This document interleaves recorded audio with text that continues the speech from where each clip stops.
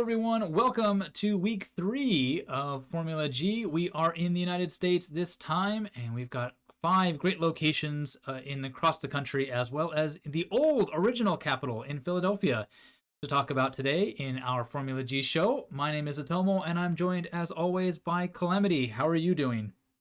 Hello, I'm doing good. How are you?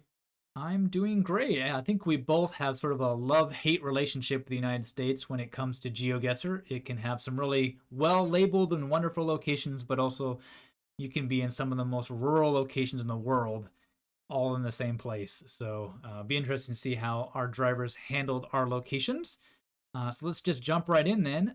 Round 1 saw us sort of rural in a kind of a few small townships in New York State.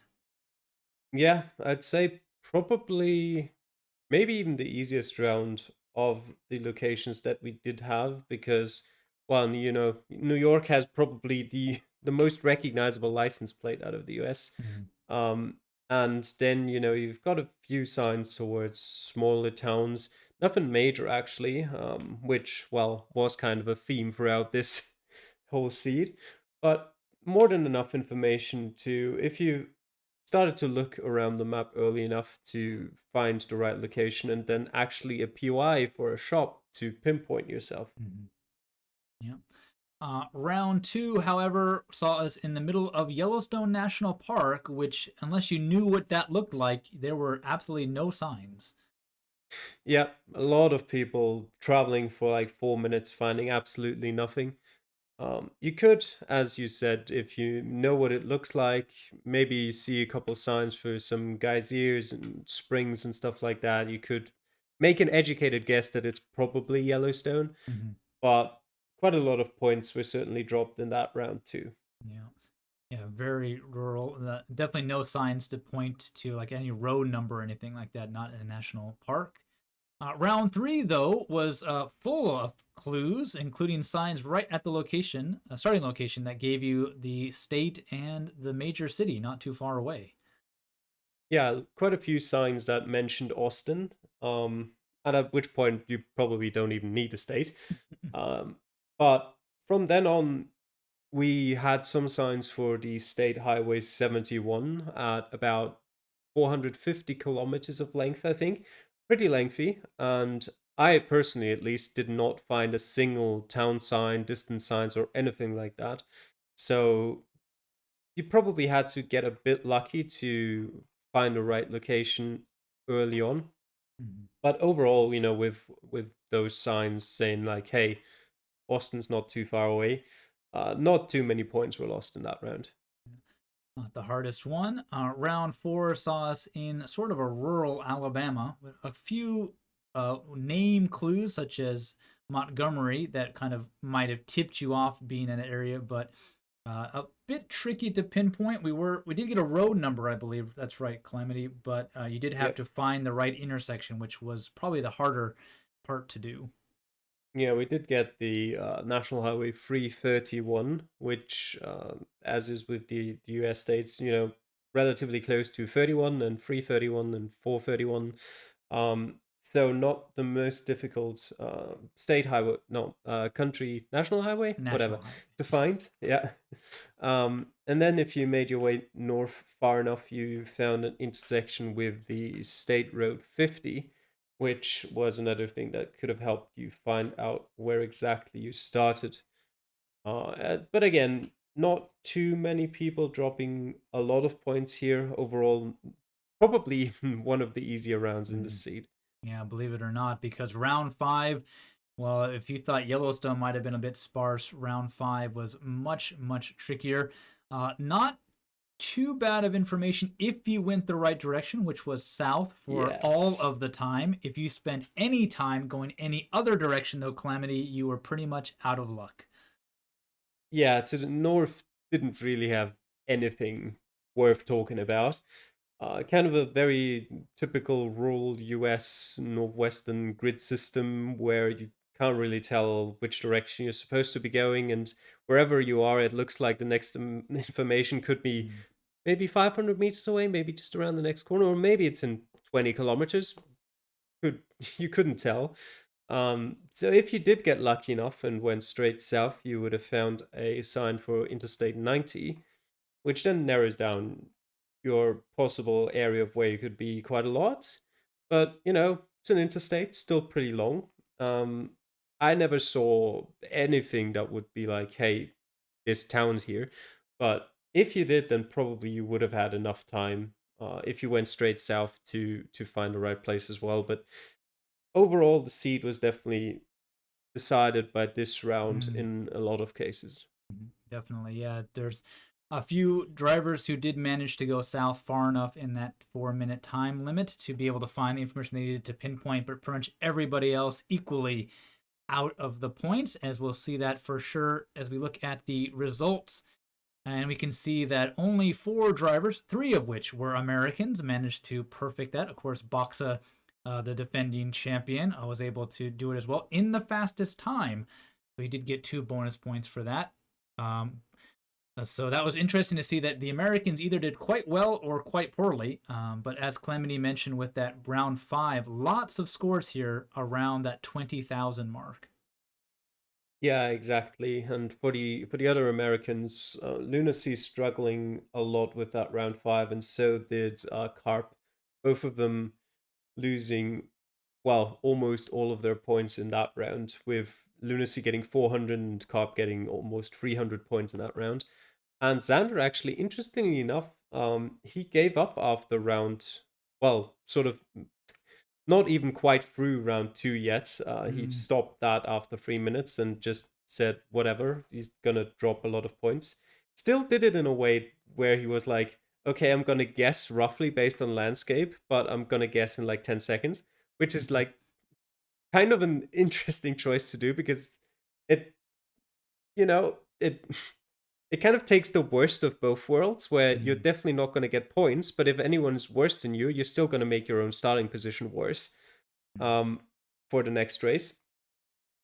Mm. But the most interesting part about that is that he could have easily still gotten points had he just finished the seed seriously, Yeah. because he did get 6.3k in the first 2 rounds. And as I said, he gave up on round 2 already. So maybe if he spent those last 50 seconds, he might have gotten a bit more. Um, and with still 15k points on the table, he could have gotten 7th place if he, because rounds 3 and 4 weren't that difficult. Yeah. And if he had just found round 5, gotten lucky there, he could have easily There you go. managed to get 7th place. But, well, his decision, maybe he just thought, I'd rather take the longest amount of time I can get for Santiago next week Mm. rather than, potentially getting 7th place. Yeah. Yeah, it is interesting that we are starting to see some drivers kind of figure out the Formula G system. Like maybe this isn't a strong week for them, or just something didn't go right, and might as well put themselves in the best position possible for the next coming week, which might actually be more difficult. Which I think we can definitely say about Santiago and Chile than the United States for this one. But yeah, definitely. I mean, we had what 3 or 4 drivers who were under 24,000 points getting points this week because of how hard some of these rounds were.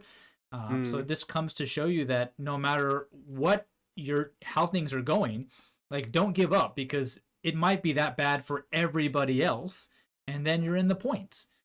So yeah, we see this It week. depends. We see people like Pluki, Pizanico, and Orpheus with just over 20,000 are in the points this week. Only a few points, granted, 8th, 9th, and 10th, but they're still able to pick something up without even the best performances on what wasn't a very easy seed, given one round or two for that. In contrast, though, Calamity, Philadelphia, probably the easiest sprint race we maybe have ever done in Formula G. Probably a record Yep. number of 25Ks, especially given the small time limit. And we'll go through the locations in the order you had them. Round number 1 on the very edge of the city. I had to check this location to make sure it was actually within Philadelphia city boundary, and that road is the boundary. So yes, technically it Mm. is inside the city. I'm gonna preface this by saying I think overall in all of the 5 rounds combined, I might have moved about 50 meters.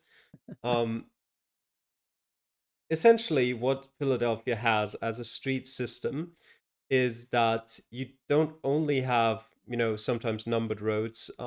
Most of them actually aren't necessarily numbered, but have like an actual name. But what they do have is they give you the cardinal direction of the streets. So a sign would say something like west 200, 300, which would Mm. indicate that you're pretty close to the city center, just slightly off to the west. And then it would have something like north 2000, 2100, which Mm. would tell you, hey, you're a bit further north from the city center and just off to the west. So just by those, you can already narrow down your search radius a lot. I didn't even go through with like learning a lot of that. I just had a couple of reference points where I was like, hey, 500, 600 west is around this area. So if I've Mm. got more, I'm going to look further west. If I've got less, I'm going to look further east, etc. Um, but yeah, the first round started us off next to a sign. I think, I'm not sure anymore if you could see it from the start, but very close to a sign that was like, welcome to Philadelphia. And then you just kind of looked for the main road you're on in sort of the outskirts areas. Mm. Yeah, round two saw us a little bit closer to downtown in some of those number streets you did talk about. Those numbers you mentioned on those signs are the building numbers, so they're not just kind of extra bits of information. They tell you what address is this direction, but it does help you, as you mentioned, definitely pick out the points where you're located. Round two, not too far from the river. You might have been able to make your way there if you wanted to, but again, you didn't even move, so I bet you didn't even know there was a river. Nope, I did not. From the start, you can see 30th Street, 2600 North to 700, and Lehigh Avenue, 3000 West to 900. So you knew, okay, pretty far north, pretty far west, and well, there you go. Lehigh Avenue stands out pretty quickly. And obviously, 30th Street North makes it even easier to be like, hey, there's 29, there's 30, okay, there's Lehigh Avenue. And we started next to a pretty big kind of park slash cemetery as well, which just makes it even easier. Yeah, just find a big green spot on the map and look around that for the right streets. For that one, round three took us to the very South Philadelphia area, not too far from I-95, actually. Yep, of course, never made it there because at the start you get all the information that you need. Yeah. Um, which in this case, I went back into the seed right now. Actually, I think this time, oh no, never mind. There they are. I couldn't find the street signs for a second. Mm. But it's 1 West 100 Ridner Street, so you're pretty much dead center. You know, not quite, but if you know that roughly where the I-95 is, that's where zero Mm. basically is. Quite counterintuitive actually, because you'd assume normally that zero would be like in the center of Philadelphia, but no, where the I-95 runs north south. And then you had 2,400 South, 2,300 Front Street, so very far south in Philadelphia. And then again, just look for the street names. Very nice indeed. Round four saw us hop across the river, but still in one of the suburbs of Philadelphia, in a bit of a rural area. But again, numbered streets with the directions made it pretty simple to figure out. Yeah, this was for sure the most difficult round to pinpoint because it was not straight at an intersection. Mm. Um, I went north like those 20 meters or so to the intersection between South 54th Street and Chester Avenue, which is pretty easy to find, so not a lot of time spent there. But then you don't actually have a good reference point to judge where along that street you are. You do have Mm. the building to the east, which helps quite a bit, definitely more so than the building to the west. But even then, like right at the starting point, there was a truck between you and the building, so you couldn't perfectly judge based on that. Um, but I'm sure, like people still got the 5K there, like almost everyone, I'd assume. But you know, coming down to 1 or 2 meters in a lot of instances, this was definitely, I think, one of the rounds that made the Mm. most difference. Mhm. Yeah, luckily nobody got distracted by the Iowa label on the truck. That definitely would have thrown somebody off if they guessed the wrong state. And round five saw us actually in the northeast part of the state on. We were on the 13, right? Yes. Actually, on the road? Yeah. Doesn't really Yeah. look like it, but we are. But again, right at a major intersection with those numbers. Again, kind of a broken record to help you figure out where you are. Yeah, this was definitely the round that took me by far the longest because it was very far out there, and the Mm. 13 pretty much goes throughout all of Philadelphia. So you kind of had to look for the side street, which in this case was Sheffield Avenue. And again, even though it did give you sort of a rough area, which I think I don't ask me why. I don't think I was paying attention to the one thing that I specifically said I would pay attention to throughout the whole seed. I don't Mm. think I was I was paying attention to it this time because I specifically remember like looking down the whole uh, Highway 13, Mm. looking for that side street. But obviously, because the sign says, hey, 3,500 east to 4,000 east, Sheffield Avenue, it Mm. has to be super far east. And I think 7,000 it, north, so very far north. yeah, So yeah. I Yeah, the think I just 13 the overlooked that. 13 does run straight through the city, but it has a different street name at different points. Yes. So Frankfurt is the northeast version of the 13 through the city. So if you knew that, you could focus on your search area a little bit. Again, and those numbers helping you do that.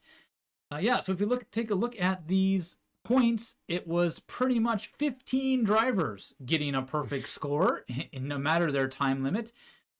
Distance came down to it for a lot of them, and for a couple drivers, it was actually time. We have several drivers on the same distance away from those locations. And Wakelock, with the huge surprise, was the one who was the best at pinpointing. He did message me on Discord and say that he has played this in several competitions, and so he has definitely got a feel for the city. But we see, besides him, two Americans in that podium position and a third in the top five, with Xander recovering from his bad showing in the U.S. wide map for this one. But yeah, down to the smallest amount of meters, Calamity, we could possibly have asked for. Yeah, definitely also a slight case of time limit maybe playing a bit of a part because if you look at it, then it's Wakelock who had the longest time limit. Mm. And even below that, Colin was in row six, Lunacy was in row four, Xander was in row five as well. So the Americans really making use of their very, very long time limits there.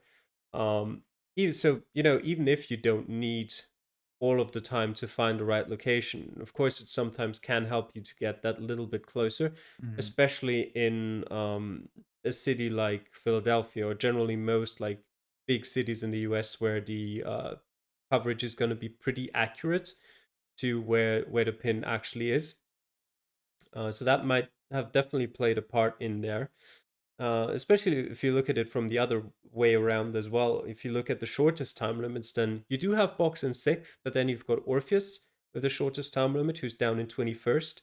The second Mm. shortest time limits for Pluki and Ortbocker in 15th and 20th. Then Jack and Max in 12th and 18th. And then you've got Carp and me in 8th and 16th. So Mm. even though it looks like the kind of thing where the time limit wouldn't have played a role at all, it does actually, point towards it playing a pretty significant role, even if you wouldn't have expected it. Yeah, I guess it does play a role in terms of everybody finding the location, but actually being able to work on getting that pin as close as possible because you know everybody else is going to get this. You really want that distance to be as small as possible. Then you don't have the time to do that, perhaps. Will definitely give people a bit of an advantage. Of course, Boxa always kind of bucks the trend. In six, they're 11 meters away, and he had one of the shortest times, but he's the exception to the rule for that one. But yeah, this is kind of what we love about the sprint race, though, is that time difference does give drivers like Wakelock, who have a bit of extra time, to take advantage of the pinpointing and maybe get a little bit closer and earn some points. So Wakelock, over the last couple seasons, has kind of had like these little flashes of brilliance where he takes a podium and, if not a win, usually only once or twice in a whole season. So this Mm. might have been his moment in the spotlight. But definitely Lancaster will be really happy with his performance in this week.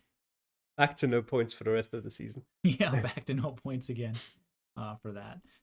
Yes, I gotta pick harder cities come future, so it might have been a little bit too easy for everybody there. Yeah, Are we gonna? you could have also picked harder locations because, as I said, except for one Yeah, location, they were all at intersections, so that yeah, made but it a lot easier too. yeah, the thing is, I don't really like. I generate locations randomly, and then I put those locations in a special made map, right?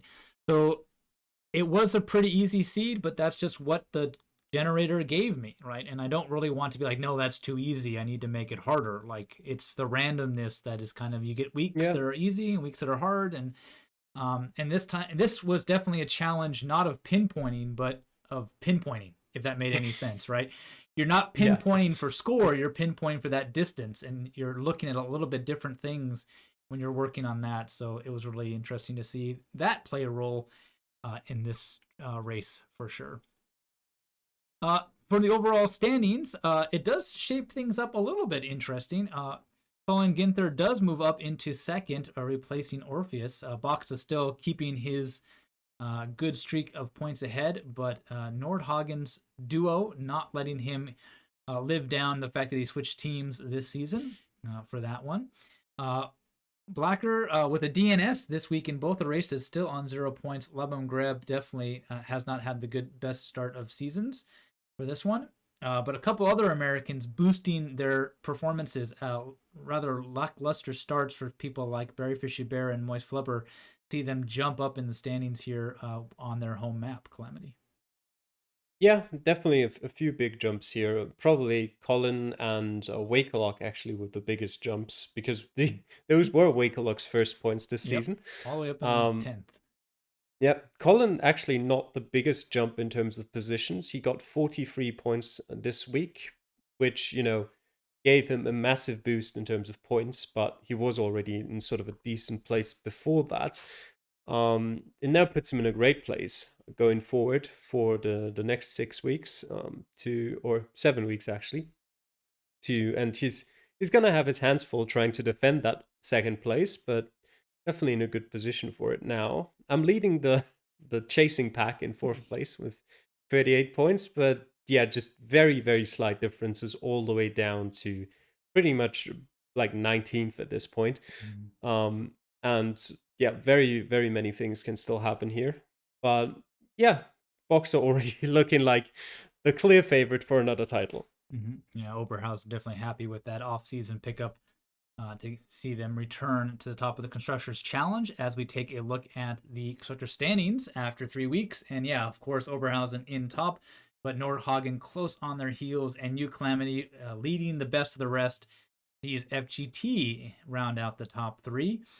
Everybody does have points now. Lancaster picking up quite a few there with Wakelock's wonderful performance. But Orient really the one kind of missing out this season with their drivers not quite living up to expectations as they would have liked coming from last season. But yeah, I think other than you and obviously Oberhausen jumping up with that acquisition of Boxa, Nordhagen, Scantrum, and Katzervatsa all still keeping that top 5 position, Calamity.